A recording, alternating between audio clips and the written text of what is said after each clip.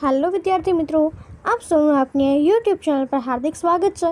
તો આજે હું તમારા માટે લઈને આવી ગઈ છું ધોરણ 9 વિષય ગણિત પાઠ 6 રેખાઓ અને ખૂણાઓના સ્વાધ્યાય 6.2ના તમામ પ્રશ્નોના ઉત્તરોની સમજૂતી, તે પણ આપણી ગણિતની નવી બુક પ્રમાણે।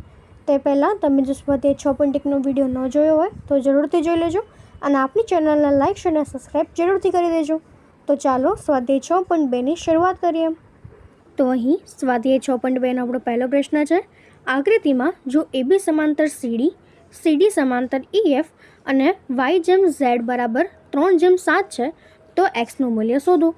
તો આપણને આકૃતિ આપી છે, તો હવે આપણે X, Y અને Zનું મૂલ્ય શોધીએ। તો સૌપ્રથમ આપણને કહ્યું છે કે AB સમાંતર CD છે અને CD સમાંતર EF છે, તો આપણે લખી શકીએ કે AB સમાંતર EF થશે। તો હવે સમાન બાજુએ આવેલા અંતઃકોણનો સરવાળો 180 થાય। તો અહીં જે X અને Y છે એ સમાન અંતરે આવેલા છે, તો હવે આપણે લખી શકીએ કે ખૂણો X વત્તા ખૂણો Y બરાબર 180। તો એને આપણે સમીકરણ 1 આપી દઈએ અને એના ઉપરાંત ખૂણો O છે એના બરાબર ખૂણો Z થશે, કારણ કે તે અનુરૂપ ખૂણા છે, માટે આપણે લખી શકીએ કે ખૂણો X વત્તા ખૂણો O બરાબર એ 180 થશે, કારણ કે તેઓ રેખીય જોડ છે। તો માટે ખૂણો Y વત્તા ખૂણો Z બરાબર 180। તો આપણને Y બરાબર આપણે લખી શકીએ કે 3W અને Z બરાબર 7W, કારણ કે તેનો ગુણોત્તર જે છે 3/7 છે। તો આપણે ઉપર સાબિત કર્યું કે તે રેખિક જોડના ખૂણા છે, એનો સરવાળો 180 થાય। તો 7W વત્તા 3W બરાબર 180, એટલે 10W બરાબર 180, એટલે W બરાબર આપણને મળશે 18। તો હવે તેને આપણે જો Y અને Zમાં મૂકી દઈએ તો તે આપણી પાસે થશે Y બરાબર 3 × 18 એટલે 54 અને Z બરાબર 7 × 18 એટલે 126। તો હવે Xની ગણતરી સમીકરણ 1 પરથી કરીએ તો સમીકરણ 1 આપણું હતું કે X વત્તા Y બરાબર 180। તો આપણી પાસે ખૂણો X શોધવાનો છે, Y 54 છે અને એના બરાબર 180। તો X બરાબર 180 ઓછા 54 બરાબર 126, એટલે આપણને જે X છે 126 મળશે। એના પછી આપણો બીજો પ્રશ્ન છે કે આકૃતિમાં જો AB સમાંતર CD, EF લંબ CD અને ખૂણો GED બરાબર 126 છે, તો ખૂણો AGE અને ખૂણો GEF અને ખૂણો FGE મેળવો। તો એના માટે આપણે સૌપ્રથમ લખીએ કે અહીં જે AB સમાંતર CD છે તથા ખૂણો GED બરાબર 126 છે, તો ખૂણો GED બરાબર ખૂણો AGE બરાબર 126, કારણ કે તે યુગ્મ કોણ રચશે। એના પછી એના ઉપરાંત આપણે લખી શકીએ કે ખૂણો GED બરાબર ખૂણો GEF વત્તા ખૂણો FED અને EF લંબ CD હોવાથી ખૂણો FED એ 90 બનશે। તો માટે ખૂણો GED બરાબર ખૂણો GEF વત્તા 90, તો માટે ખૂણો GEF બરાબર 126 ઓછા 90 એટલે તે આપણી પાસે થશે 36। માટે આપણે લખી શકીએ કે ખૂણો FGE વત્તા ખૂણો GED બરાબર 180, કારણ કે એક જ બાજુ આવેલા અંતઃકોણ, તો માટે ખૂણો GED બરાબર 126 થશે। તો હવે આપણે ખૂણો FGE વત્તા 126 બરાબર 180, તો માટે ખૂણો FGE બરાબર 180 ઓછા 126 એટલે તે આપણી પાસે થશે 54। તેથી ખૂણો AGE બરાબર 126, ખૂણો GEF બરાબર 36 અને ખૂણો FGE 54 મળશે। એના પછી ત્રીજો પ્રશ્ન છે કે આકૃતિમાં જો PQ સમાંતર ST, ખૂણો PQR બરાબર 110 અને ખૂણો RST બરાબર 130, તો ખૂણો QRS મેળવો। સૂચન કે બિંદુ B માંથી પસાર થતી STને સમાંતર એક રેખા દોરો। તો અહીં આપણને આકૃતિ આપી છે, તો હવે એના પરથી આપણે આ એક રેખા પસાર કરીએ કે જે R માંથી પસાર થાય છે।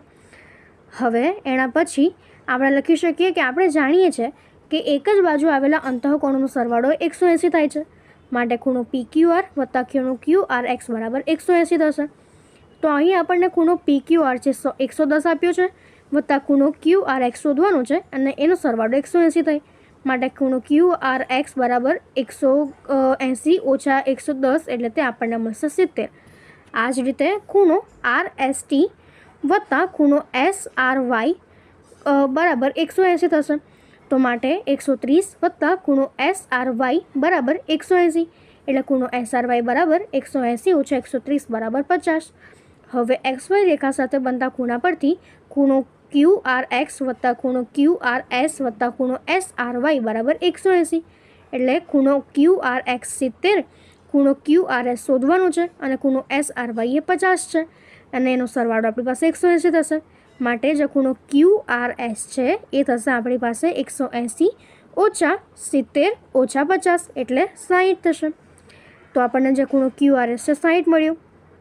એવી જ રીતે એના પછીનો ચોથો પ્રશ્ન છે, આકૃતિમાં જો AB સમાંતર CD ખૂણો APQ બરાબર 50 અને ખૂણો PRD બરાબર 127 છે તો X અને Yને મેળવો. તો આ આપણી આકૃતિ છે જેમાં X અને Yને આપણે શોધવાનું છે. તો સૌપ્રથમ આપણે લખીએ કે આકૃતિ પરથી ખૂણો APQ બરાબર ખૂણો PQR, કારણ થશે કે તે યુગ્મ કોણ છે. તો અહીં આપણે ધારી લઈએ, આપણને જે ખૂણો PQR છે એ X આપ્યો છે, તો ખૂણો APQ બરાબર X બરાબર 50, એટલે આપણને X બરાબર 50 મળશે. એના પછી ખૂણો APR બરાબર ખૂણો PRD બરાબર યુગ્મ કોણ થશે, તો માટે ખૂણો APR બરાબર 127 થશે.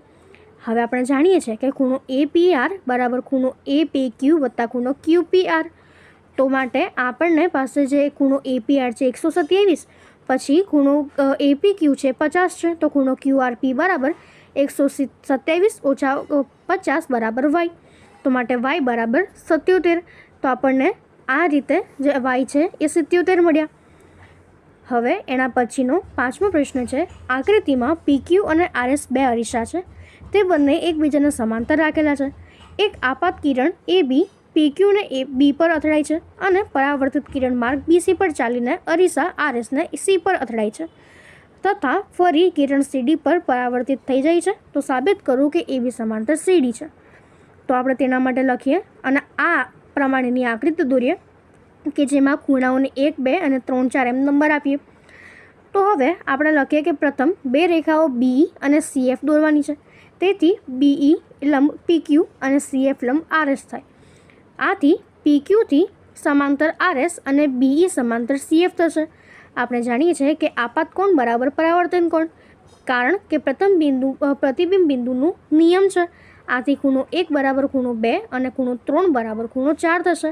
તો આકૃતિ પરથી આપણે જોઈ શકીએ કે ખૂણો 2 બરાબર ખૂણો 3, કે જેનું કારણ છે કે તે યુગ્મ કોણ થશે. આથી ખૂણો A વત્તા ખૂણો B વત્તા ખૂણો 3 વત્તા ખૂણો 4, તો માટે ખૂણો ABC બરાબર ખૂણો DCB. આમ AB સમાંતર CD, વૈકલ્પિક આંતરિક ખૂણા સમાન હોય છે. તો આ રીતે આપણે તેને સાબિત કરી શકીએ છીએ. તો અહીંયા આપણો આ સ્વાધ્યાય પૂર્ણ થાય છે. જો તમને આમાં કોઈ પણ ડાઉટ હોય તો કોમેન્ટ સેક્શનમાં જરૂરથી જણાવજો અને આપણી ચેનલને લાઇક, શેર અને સબસ્ક્રાઈબ જરૂરથી કરી દેજો. Thank you.